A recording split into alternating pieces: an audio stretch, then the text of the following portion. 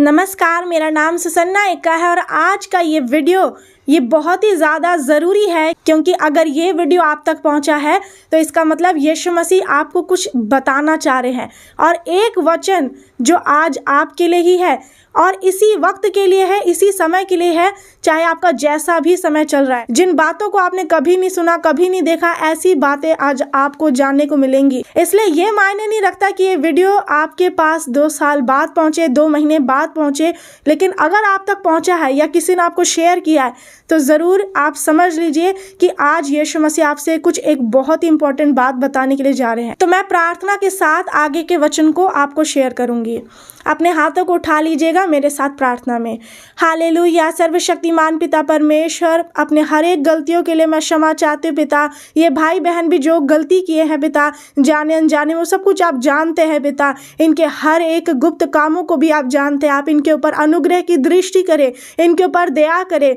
आपका धन्यवाद करती हूँ पिता कि आज के वचन को सुनने के लिए जुड़े हैं पिता परमेश्वर। मैं आपसे विनती करती हूँ कि आप अपने भुजा को, अपने शक्ति को, अपने सामर्थ्य को अपने वचन के द्वारा इनमें प्रकट करे पिता परमेश्वर, कि जो बातें ये जान नहीं पा रहे हैं, इनकी आंखें तो है, इनके पास कान तो है, लेकिन ये सुन और समझ नहीं पा रहे हैं, देख नहीं पा रहे सच्चाई को, तो इनकी बंद आंखें खुल जाए, इनकी बुद्धि और समझ आज के वचन से खुल जाए यीशु मसीह के नाम में। आज पिता परमेश्वर, इसी वक्त जो इनकी परिस्थितियां जैसी भी चल रही वो आप जानते हैं पिता, लेकिन आज आप जो कुछ भी इनसे कहना चाहते हैं अपने वचन के द्वारा इनसे बातचीत करें, इनके जीवनों में कार्य करें, अद्भुत आश्चर्य कर्म करें पिता, ताकि ये सचमुच जानने पाए आपके योजना को, ये आपके सामर्थ्य को, आपके प्रेम को जानने पाए और आप में बढ़ते जाए और आपकी योजना इनके जीवन में पूरी होने पाए। और जो दुष्ट की शक्तियां इनके जीवन में रुकावटें डाल रखी है पिता, किसी भी प्रकार से, किसी भी तरह से उसे मैं यहोवा की आग से जलाकर भस्म कर देती हूँ। जल जाए यीशु मसीह के सामर्थ्य नाम में, आग लगा देती हूँ, जला देती हूँ, जला देती हूँ। हर एक दुष्ट की ताकत जो इन्हें वचन सुनने से रोकती है, जो इन्हें आप में बढ़ने से रोकती है, प्रार्थना करने से रोकती है, जो आपके नजदीक आने नहीं देती, उन दुष्ट आत्माओं को मैं अधिकार के साथ डांटती हूँ। जल जाए यीशु मसीह के सामर्थ्य नाम में, उखड़कर समुद्र में चले जाए। शैतान, तेरा कोई अधिकार ये भाई और बहन के ऊपर नहीं है। हालेलुया। हे पिता परमेश्वर, आज आप इनके विश्वास के द्वारा इनके जीवन में अद्भुत काम करें। जिस विश्वास से ये प्रार्थना को सुन रहे वैसे ही इनके जीवन में आश्चर्य कर्म होने पाए, चमत्कार होने पाए। यीशु मसीह के सामर्थ्य नाम से इस विनती को मांगती हूँ। आमीन, आमीन, आमीन। तो अब मैं आपको बताने के लिए जा रही हूँ कि वो वचन कौन सा है। ये वो वचन है जो आपके इसी समय के लिए है। आपका समय जो चल रहा है वो आपको पता है, वो यीशु मसीह को भी पता है कि आपके साथ क्या क्या चीज़ें हो रही है। ऐसी चीज़ें जो आप किसी को बता नहीं सकते हैं, लेकिन आपको पता है कि वो ऐसी बातें हैं, ऐसे दुर्घटनाएं, ऐसी चीज़ें आपके साथ हो रही है, ऐसे इंसिडेंट हो रहे हैं जो बहुत ही अजीब है। आपको खुद भी समझ में नहीं आ रहा, आपका जीवन कन्फ्यूजन से भरा हुआ है। आपको लग रहा है कि आप क्या करें, क्या ना करें, क्या सही और क्या गलत, आपको कुछ भी समझ में नहीं आ रहा है और आप बिना मतलब के चिंता कर रहे हैं। लेकिन मैं आपको बता दूं कि आपको चिंता करने की बिल्कुल भी ज़रूरत नहीं है। आप वचन को सुन लीजिए, क्योंकि आप हो सकता है कि इस समय इस बात की चिंता कर रहे हैं कि आपका घर कब बनेगा, आपकी शादी कब होगी, आपके बच्चे कब होंगे, क्योंकि आप कहीं ना कहीं इन चीज़ों को लेकर के मन में सोचते ही हैं। चाहे आपको लोग कितना भी बोले कि चिंता मत करो, चाहे यीशु मसीह खुद आपको बोले कि चिंता मत करो। यीशु मसीह ने कितने बार वचन में कहा है कि डरो मत, मैं तुम्हारे संग हूँ, लेकिन भी आप डरते हैं। लेकिन भी आपके मन में चिंता रहती है कि पता नहीं मेरा काम कब बनेगा, शायद मेरे जीवन में इतनी देरी, इतनी रुकावटें इसलिए क्योंकि मैं हूँ ही बेकार, मैं बिल्कुल तुच्छ हूँ, मेरे से कभी कुछ नहीं हो सकता है। आप कहीं ना कहीं ऐसे विचार अपने मन में लाने लग जाते हैं और जब आप इन विचारों को अपने अंदर लाते हैं तो शैतान ऑटोमेटिकली काम करता है, क्योंकि वो चाहता ही है कि आप नेगेटिव सोचे और नेगेटिव बोले। शैतान आपके अंदर की बात को नहीं जान सकता, लेकिन जब आप निराशा में चले जाते हैं, जब आप बिल्कुल डिप्रेशन में चले जाते हैं और वैसे विचार जब आपके मन में आते हैं और जब आप वैसी बातों को मुंह से बोलना शुरू कर देते हैं, चाहे अकेले में या लोगों के सामने, अपने परिवार के सामने, शैतान आपके मुंह की बोली को देखता है, वो आपके एक्शन को देखता है, आपके कामों को कि आप कर क्या रहे हैं। क्योंकि अगर आपके दिमाग में, आपके मन में गलत विचार आ रहे हैं तो आप उन कामों को करेंगे। और शैतान को पता चल जाता है कि ये चिंता कर रहा है, शैतान को पता चल जाता है कि आप बिल्कुल डिप्रेशन में चले गए हैं और बिल्कुल आपके अंदर कन्फ्यूजन ही कन्फ्यूजन भरा हुआ है। इसलिए वो क्या करेगा, अपना काम शुरू करेगा। और आपको पता है कि शैतान गरजने वाले सिंह के समान है, फाड़ खाने के लिए। शैतान मौका ढूंढेगा कि कब आप थोड़ी सी गलती करें, थोड़ा सा प्रार्थना से दूर हो जाए, थोड़ा सा परमेश्वर से दूर हो जाए और थोड़ी सी चिंता करे, तब वो आपके ऊपर अटैक कर देता है। शैतान को आपके शरीर में घुसने के लिए, आपके जीवन में कार्य करने के लिए कोई बहुत बड़ा पाप की जरूरत नहीं है। आप बस थोड़ा सा नेगेटिव बोल दिए, मुंह से पाप कर दिए, हाथ से पाप कर दिए, बस शैतान के लिए आपने दरवाजा खोल दिया। आपको पता है बाइबल के अनुसार लिखा हुआ है कि शरीर का दिया आँख ही है। तो जब आप गलत चीज़ों को देखते हैं, गलत चीज़ों को बोलते हैं, जो आप अपने एक्शन में करते हैं उससे शैतान को पता चल जाता है और वो आपके अंदर घुस जाता है। और आपको पता है कि एक बार अगर कोई अशुद्ध आत्मा आपके मन में घुस गई है तो उसका निकलना मुश्किल हो जाता है। वो आपके अंदर घर बना लेती है। जैसे कि आप एक घर में रहने के लिए जाते हैं, ठीक है, आप उसका ताला तोड़ करके आप अंदर चले गए और आप जब उस ताला को तोड़ दिए जो कि लॉक था और आप उस घर के अंदर घुस गए और वहीं पर सालों भर रह रहे हैं, महीनों से सालों से वहीं पर रह रहे हैं, तो आपको फिर अचानक कोई निकालेगा, आप निकलेंगे? नहीं निकलेंगे। वही दुष्ट आत्माओं के साथ होता है। वो आपके अंदर जब घुस जाती है तो रहने लग जाती है, अपना घर बना लेती है आपके अंदर और फिर वो बाहर जल्दी नहीं निकलती जब तक कि परमेश्वर के अभिषिक्त भक्त लोग डांट करके उस दुष्ट आत्मा को ना निकाले। तो आपको समझना ये चीज़ मैं इसलिए बता रही हूँ क्योंकि आप अपने जीवन में जैसे विचारों को अपने मन में लाते हैं वैसे ही फिर शैतान आपके अंदर कार्य करता है। शैतान को भी सब कुछ पता है आपकी कमजोरी क्या है, शैतान को पता है, इसीलिए तो आपके अंदर कार्य करता है। आप सोचते हैं कि मुझे तो ऐसे ही गुस्सा आ रहा है, मुझे बस ऐसे ही कुड़कुड़ापन हो रहा है। क्यों? क्योंकि आपको अपने से पहले दूसरे की गलती नजर आती है। आपको क्या लगता है कि जब आपकी कोई गलती बताता है तो आपको लगता है नहीं ये मेरी गलती नहीं है, वो उसी की गलती है, वो तुम्हारी ही गलती है। क्यों? क्योंकि आपको अपनी गलती कम दिखाई देती है। इसलिए मैं आपको बताना चाहती हूँ कि जिस दिन आप अपनी गलती देखना शुरू कर देंगे, जिस दिन आप वचन से अपने आप को जांचना और परखना शुरू कर देंगे, तो आप देखेंगे कि आपकी आत्मिक उन्नति होगी, आपकी बढ़ोतरी होगी यीशु मसीह के नाम में। लेकिन आप क्या करते हैं? आप अपने से ज़्यादा दूसरों को देखते हैं कि वो क्या कर रहा है, वो ऐसा कर रहा है, मैं भी वैसे ही करूँगा, ऐसा वाला आप सोचने लग जाते हैं। जिन कामों को आपको बिल्कुल नम्रता के साथ करना चाहिए, प्रेम से करना चाहिए, प्रेम से बोलना चाहिए हर एक काम को, क्योंकि वचन में लिखा है कि जो कुछ करो प्रेम से करो, बिना कुड़कुड़ाए, बिना विवाद। लेकिन अगर आप परमेश्वर का ही काम कर रहे हैं या प्रार्थना कर रहे हैं, चर्च जा रहे हैं और उसमें आप कुड़कुड़ा रहे हैं कि पता नहीं ऐसा क्यों वैसा क्यों, मेरा तो कुछ काम नहीं बन रहा, कुछ तो सफल हो ही नहीं रहा है, फिर मैं क्यों प्रार्थना करूं, कुछ तो मुझे मिल ही नहीं रहा है, परमेश्वर तो दिखाई दे ही नहीं रहे, तो फिर मैं क्यों प्रार्थना करूं। तो अगर आप कुड़कुड़ा कर इस काम को कर रहे हैं, चाहे वो प्रार्थना हो या फिर धर्म का कोई भी काम हो, चाहे आप दान भेंट दशमांश परमेश्वर के भंडार में दे रहे हैं, वो भी कुड़कुड़ा के दे रहे हैं कि मेरा कर्जा तो खत्म हो नहीं रहा है, फिर भी चर्च में मुझे देना पड़ रहा है, तो ऐसे भेंट दशमांश परमेश्वर ग्रहण नहीं करते। ऐसी प्रार्थनाएं स्वर्ग तक ग्रहण नहीं की जाती है। ऐसी प्रार्थनाओं को इसलिए उत्तर नहीं आता है। आप मांग तो रहे हैं लेकिन आप अपनी इच्छा से मांग रहे हैं, आप बुरी इच्छा से मांग रहे हैं, आप मांग तो रहे हैं लेकिन आप कुड़कुड़ा रहे हैं, और इसी वजह से आपके जीवन में जो रुकावटें हैं वो दूर नहीं हो रही है, असफलता और असफलता ही है। तो इसके लिए आपको करना क्या है? क्योंकि ये सारी चीज़ों से जो आप घिरे हुए हैं, कन्फ्यूजन से, डाउट से, प्रॉब्लम से, बीमारियों से, शैतानी शक्तियों से, जादू टोना से, तो अपने दुश्मन से नफरत मत रखिए। जो आप अपने परिवार के लोगों को जो आप दुश्मन समझ रहे हैं कि जिसने आपके ऊपर जादू टोना किया, जिसने आपका पैसा छीन लिया, तो आप उसके ऊपर इतना गुस्सा करते हैं कि मैं उससे जब तक वो पैसा मुझे वापस नहीं देगा मैं उसको माफ़ नहीं करूंगा, जब तक वो मेरे लिए इस काम को ना कर दे मैं उसको माफ़ नहीं कर सकता। तो ठीक है, फिर परमेश्वर भी आपको माफ़ नहीं करेंगे। तो इसलिए आपको समझना है कि परमेश्वर चाहते हैं कि आप हर एक को माफ़ करें, हर एक से प्रेम करें। तो आप यीशु मसीह के नाम को जानते हैं, आपने उद्धार पा लिया, लेकिन भी आज कहीं ना कहीं आप उन कामों को करते ही नहीं है जो कि परमेश्वर कहते हैं। आप एक काम बिल्कुल नहीं करते, और यही बात यीशु मसीह आपको कहना चाह रहे हैं। वो मैं आपको वचन से बताना चाहती हूँ। नीति वचन 19 अध्याय का 21 आयत, प्रोवर्ब्स चैप्टर 19 वर्स 21। मनुष्य के मन में बहुत सी कल्पनाएं होती है, परंतु जो युक्ति यहोवा करता है वही स्थिर रहती है। आमीन। इससे आपको क्या समझ में आया कि हम इंसान के मन में, आपके मन में बहुत सारी ऐसी प्लानिंग्स होंगी, ऐसी कल्पनाएं होंगी जो कि आपके मन में ही है। मैंने आपको बताया, इसलिए सारी परेशानी का जो जड़ है वो आपका मन है। अगर आपका मन शुद्ध है तो आपके लिए सारी चीज़ें भी आपको लगेंगी कि वो अच्छी है, वो भली है, वो आपकी भलाई के लिए। अगर आपका मन ही शुद्ध नहीं है, अगर आपका मन दुचित्ता है, डबल माइंडेड है, तो कहीं ना कहीं आपके साथ जो कुछ भी होगा उसमें भी आप कुछ ना कुछ नेगेटिविटी ढूंढेंगे कि इसमें कुछ ना कुछ गलती है, इसमें कुछ ना कुछ बुराई है, जो मेरे साथ हो रहा है वो गलत ही हो रहा है, आपको ऐसा ही लगेगा।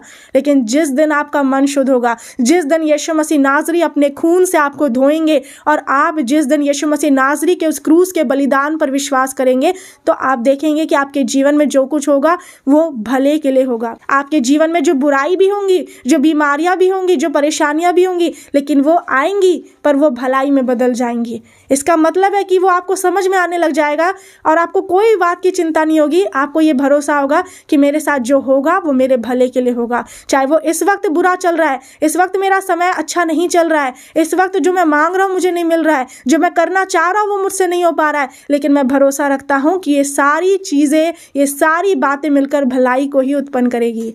आमीन। तो इसलिए आपको समझना है, आपको चिंता नहीं करना है। अपनी परिस्थितियों को मत देखिए कि कौन क्या बोल रहा है, क्या चीज़ें आपके साथ हो रही है। लोग आपको बहुत कुछ बोलेंगे। जब आप परमेश्वर में बढ़ते हैं, जब आप आत्मिकता में बढ़ते हैं, तो आपका जब लेवल बढ़ता है तो विरोध भी बढ़ता है। ये बात ध्यान रखिएगा। जितना आप बढ़ेंगे प्रभु में उतना विरोध बढ़ेगा। लोग आपके विरोध में उठेंगे, लोग आपके विरोध में बातें करेंगे, उल्टी सीधी बहुत सारी बातें, और कन्फ्यूजन, डर, निराशा, चिंता, ये सब कुछ आपके अंदर आ जाएगा। लेकिन अब आपका भरोसा किसके ऊपर है ये मायने रखता है। अगर आपने ये भरोसा रखा है अपने ऊपर कि मैं देख लूँगा, जो होगा देखा जाएगा, ऐसा वाला, तो फिर आप कहीं ना कहीं, आज तो आपके अंदर ये कॉन्फिडेंस है, लेकिन फिर आप कहीं ना कहीं एक बार आप गड्ढे में फंस जाएंगे और फिर जो आप जिस गड्ढे में फंसेंगे उससे बाहर निकलना बहुत मुश्किल होगा। क्यों? क्योंकि आपने अपने ऊपर भरोसा रखा। और वचन के अनुसार लिखा हुआ है कि जो मनुष्य अपने ऊपर भरोसा रखता है वो मूर्ख है। तो चाहिए कि आपको यीशु मसीह के ऊपर भरोसा रखना है, क्योंकि लिख दिया गया है कि एक इंसान के अंदर बहुत सारी कल्पनाएं होती है। आप खुद सोच करके देखिए कि आप एक दिन में कितनी सारी चीज़ों को प्लानिंग करके चलते हैं कि मैं अगले महीने इस काम को करूँगा, मेरा 2 साल के बाद मेरा बिजनेस होगा, मेरी शादी होगी, मेरे बच्चे होंगे, मेरा ये काम होगा, मैं इस काम को करूँगा, मैं विदेश जाऊँगा। आपने बहुत कुछ सोचा होगा। सोचना गलत बात नहीं है, लेकिन अगर आप उन चीज़ों को सोचते हैं और उन चीज़ों को लेकर के बार बार चिंता करते हैं, बार बार उन चीज़ों को बोलते हैं कि पता नहीं मैं चाह तो रहा हूँ लेकिन वो हो नहीं रहा, तो कहीं ना कहीं शैतान आपके अंदर कार्य करेगा। क्योंकि शैतान आपकी मुँह की बातों को देख रहा है कि आप बोल क्या रहे हैं और आप कर क्या रहे हैं। तो इसीलिए आपको कुछ भी प्लानिंग करके नहीं चलना है, ठीक है? आपको भरोसा रख करके चलना है यहोवा परमेश्वर के ऊपर। अगर आप खुद पर भी भरोसा रख रहे हैं या किसी इंसान पर भरोसा है आपका, या फिर किसी के ऊपर आप निर्भर हैं, तो आप गिर सकते हैं। प्रॉब्लम आएगी तो फिर आपको कोई उठाने वाला नहीं होगा। इसीलिए आपको यहोवा परमेश्वर पर भरोसा रखना है, क्योंकि लिखा हुआ है, परंतु जो युक्ति यहोवा करता है वही स्थिर रहती है। Many are the plans in a person's heart but only the purpose of God that prevails. इसका मतलब है कि सिर्फ परमेश्वर की जो युक्ति है, परमेश्वर की जो पर्पस है, जो प्लानिंग है, वो आपके लाइफ में स्थिर रहती है। लेकिन वो तभी स्थिर होगा जब आप स्थिर होने देंगे। लेकिन आपका मन स्थिर नहीं रहता है। आपका मन इस वक्त कुछ और सोच रहा है, 2 घंटे बाद कुछ और सोचेगा, अगले दिन कुछ और सोचेगा, अगले साल आपका कुछ और सोच हो जाएगा। एक इंसान का सोच बदलते रहता है, लेकिन यीशु मसीह नाज़री कभी नहीं बदलते। वो कल, आज और युगानुयुग एक सा है। अगर यीशु मसीह ने आपसे वादा किया है कि वो आपको आशीषित करेंगे, वो आपको बढ़ाएंगे, वो आपको धन की आशीष देंगे, आपको बच्चे की आशीष देंगे, वो आपको हर कुछ में बढ़ाएंगे, तो आपको विश्वास कर लेना है कि ये बाइबल की भविष्यवाणी, बाइबल की ये आशीषें मेरे लिए पूरी हो चुकी है यीशु मसीह के नाम में। आपको डाउट नहीं करना है, संदेह नहीं करना है, क्योंकि परमेश्वर की युक्ति स्थिर रहती है। तो इसलिए आप जितना मर्जी आप चिंता करेंगे, जितना मर्जी आप सोचेंगे कि मैं क्यों नहीं कर पा रहा हूँ, क्यों नहीं आगे बढ़ पा रहा हूँ, क्यों नहीं ये चीज़ें हो रही, ये मत सोचिए। क्यों, क्या, कैसे, ये सोचना छोड़ दीजिए। ये भरोसा रखिए कि मेरा भरोसा यहोवा पर है कि उनका जो समय है, उनका जो प्लानिंग है, उनकी जो टाइमिंग और प्लानिंग है, वो मेरे लिए सबसे बेस्ट है। अभी और इसी वक्त आप मुंह खोल करके बोलिए कि यीशु मसीह की जो टाइमिंग और प्लानिंग है वो बेस्ट है। आमीन। आपको समझना है कि परमेश्वर आपके सोच से काम नहीं करते हैं। आपके सोच से अगर वो काम करते तो आप गड्ढे में पड़े हुए रहते। क्यों? क्योंकि आपका सोच और परमेश्वर के सोच में ज़मीन और आसमान का अंतर है। आप सिर्फ 2 रोटी के लिए सोच सकते हैं, आप सिर्फ हवाई जहाज़ तक ही उड़ने का सोच सकते हैं, लेकिन परमेश्वर तो आपको कहीं ज़्यादा ऊंचाइयों पर लेकर जाना चाहते हैं। ऐसे जगह पर, ऐसे परिस्थितियों से होकर के परमेश्वर आपको कहाँ ले जाना चाहते हैं वो आपको भी नहीं पता।